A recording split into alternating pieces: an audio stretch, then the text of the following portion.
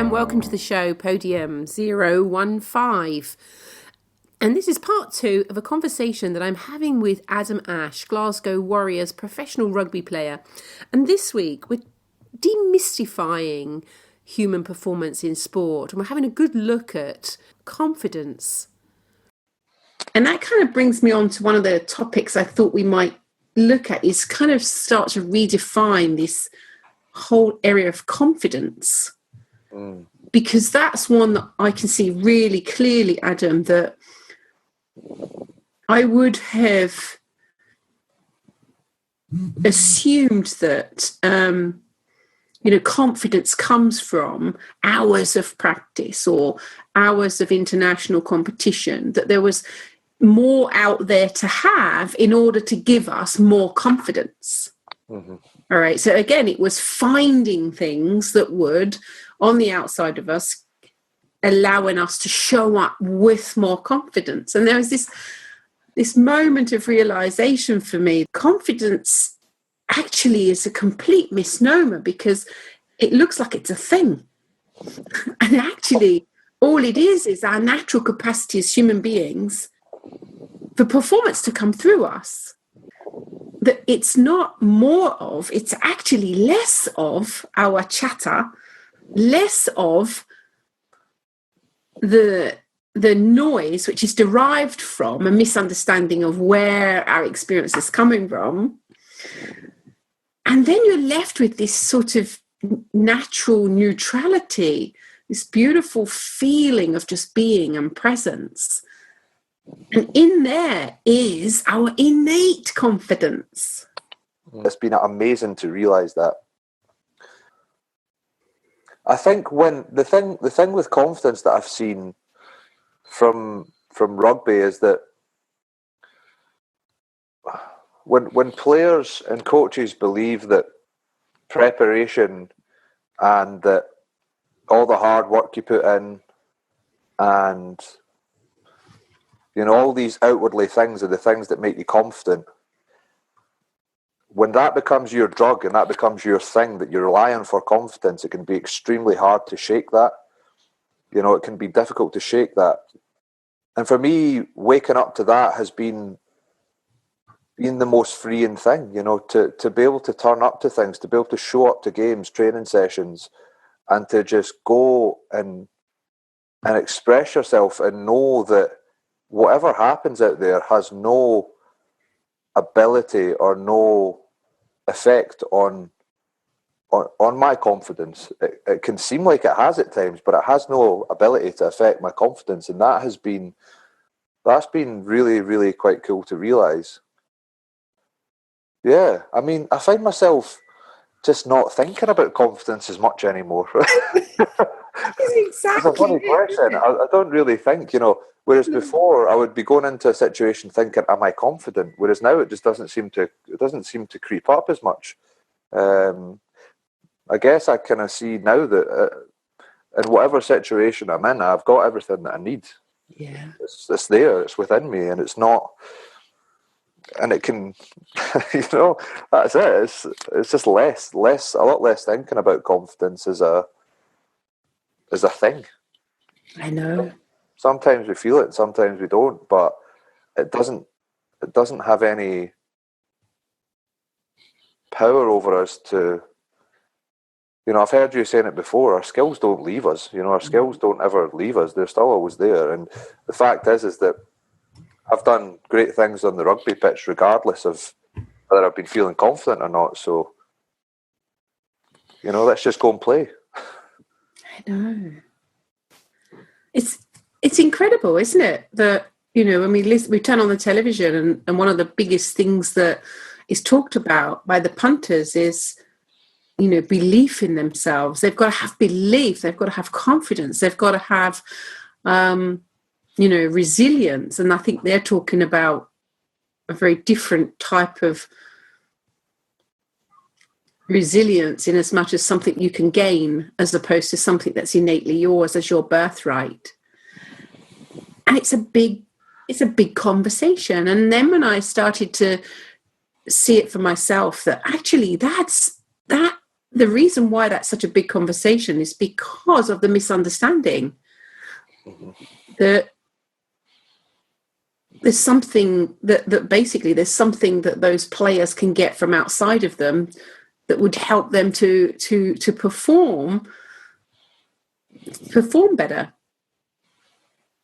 And it's just not true. It's not true, because we don't need anything out there. We'll have the skills we've performed and perfected. And sometimes then, Adam, we even surprise ourselves, don't we? We have these moments, don't we, of genius and go, oh my word, where did that come from? I've never done that before. It's not tried, tested and practiced for 10,000 hours. It just showed up that day. You know, and it's like, wow, how did that happen? Yeah, it's extraordinary. I remember going back, must have been a couple of months now. We were playing a game in a training session, and I had the ball in my hand, and it's this game where you can throw the ball in any direction, but you can only get touched once before you have to throw it. And someone was coming at me, and out the corner of my eye, I seen a player, you know, like, must have been like 30 yards down the pitch. I remember just throwing this American football pass, and it went directly, it just flew perfectly across the field and right into the guy's hands who was catching the ball. And I thought, where the hell did that come from? Brilliant. You know, I've never done that before.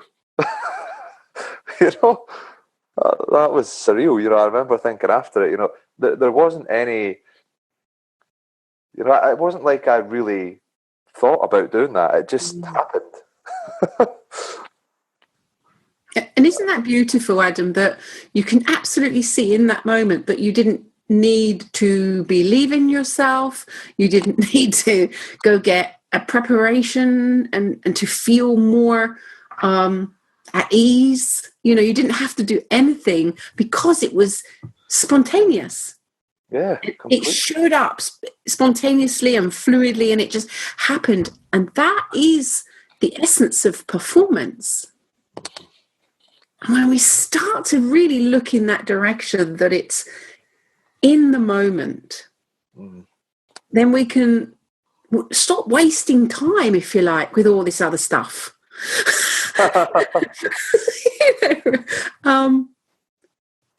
Because we'll carry less. We'll carry less on our shoulders. We'll carry less in our minds.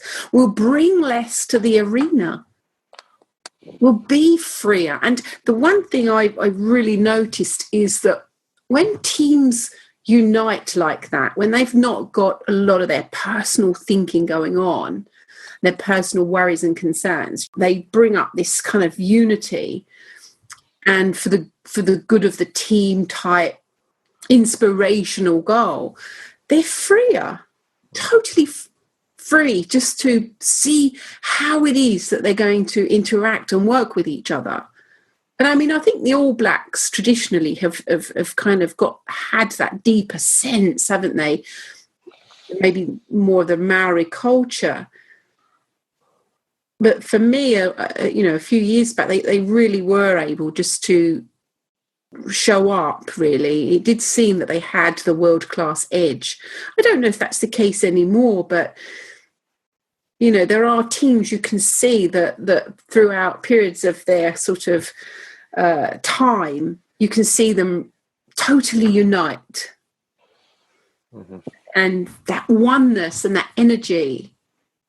And I just think for team sports, there's such power here, but we're not tapping into it because we're bringing all these shoulds and ought tos and wants and needs and desires and expectations. We're bringing all of this detail every time.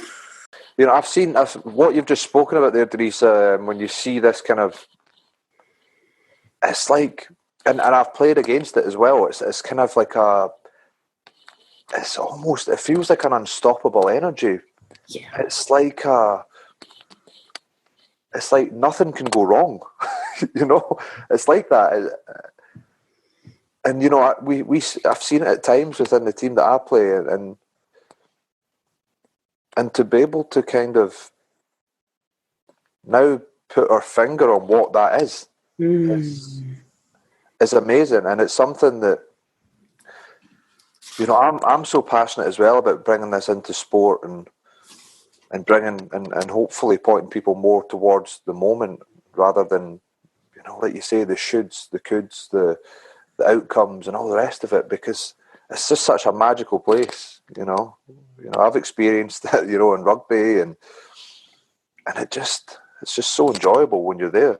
And yeah, it's where performance comes from. It is. It's where great performance comes from. Mm. Yeah, it's amazing. And when you see where it actually comes from, Adam, you can see where it doesn't come from. Yeah. Like, you can see very clearly, can't you, that it doesn't come from all of that prep. It doesn't come from all of those tools and techniques. And here's a point. Some people would say to me, yes, Denise, but you're not born with those skills. You must develop those over time. And I say, yes, absolutely. You would, you know, we're not suggesting that suddenly you're going to be a genius and you've not done anything at all to build a skill base. But what we're suggesting is that even when you're building those skills, if you're just present to the moment building those skills, you are going to accelerate your skill development.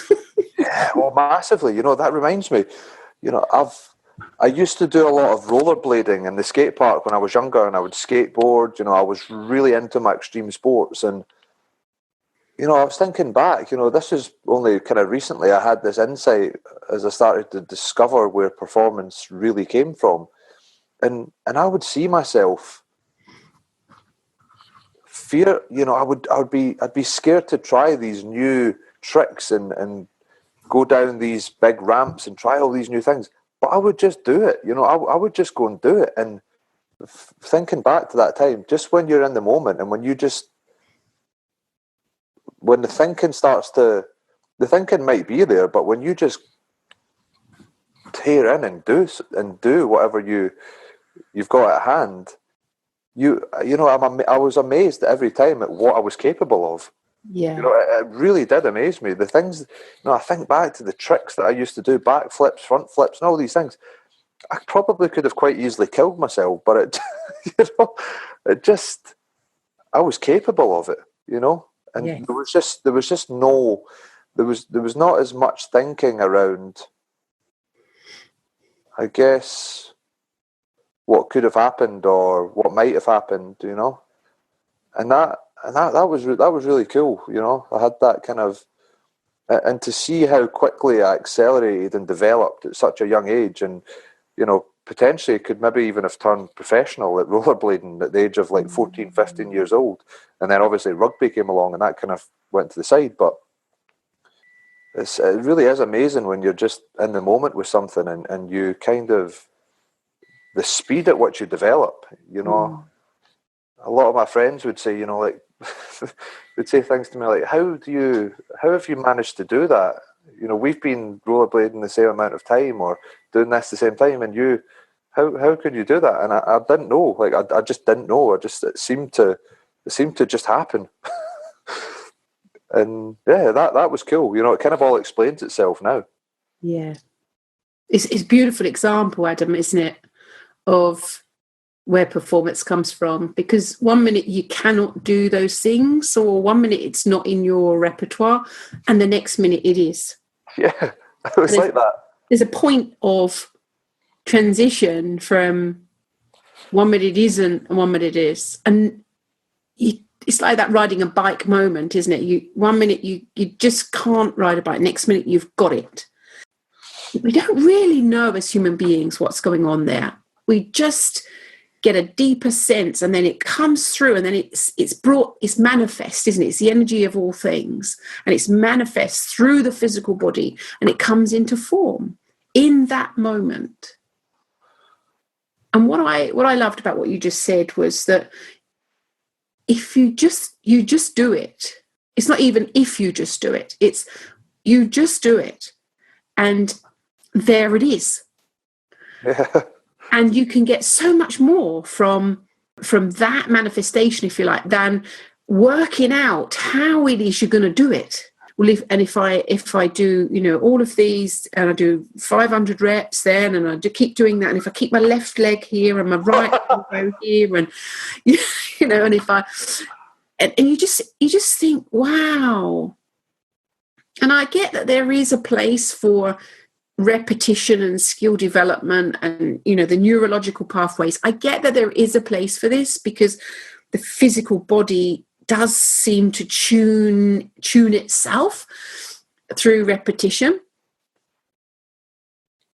But there is that special place, that special point where the next step is taken. You evolve, you develop, you progress, and that becomes yours. It's like an eating machine. It's like a performance eating machine. I'll have that one, thank you. And you just keep eating it up, and it becomes part of your capacity. And I love going there. In terms of human performance, we just don't have this conversation enough. Because we're frightened to go there, because it's a mystery. Yeah, it's amazing. I just kind of had a little insight there, what if we had a group of players, I'm just thinking about rugby, what if we had a group of players that just tried things, that just gave themselves, not give yourself, because it's not giving yourself permission, it's just, again, it's just being there and being willing to be in the moment and try things. If I think about that space where I would learn these things as a young rollerblader or whatever, and it would become part of me, that's still within me, and it's still that can still be accessed to learn new things right now in my sport. That's it. It's kind of funny, like sometimes you lose sight of it a little bit, don't you? Because you become so, you almost become, you get into a routine of something, and you form habits, and you can sometimes lose sight of what it was that formed the habits, Beautiful. The space out of which everything comes from. I find it happening more and more, but there's a lot of things that have become more, a lot of thinking, or a lot of, you could say, stale thinking that's kind of fallen away. And I'm aware of what has fallen away, but I'm not aware of what hasn't, if you know what I mean. So like, that's cool, like that, to have a lot of things that I'm not aware of is really cool. And that's probably the first time that I've thought about what happened back then when I was a kid, and kind of bringing that back to life, and then seeing it for what it is now, and something that I'm doing now, which is really, that's cool. That is pretty cool. That's beautiful. Well, I hope you enjoyed the show. That was just a fascinating conversation with Adam Ashe, and we have more next week from Adam as we get further and further into this conversation about human performance.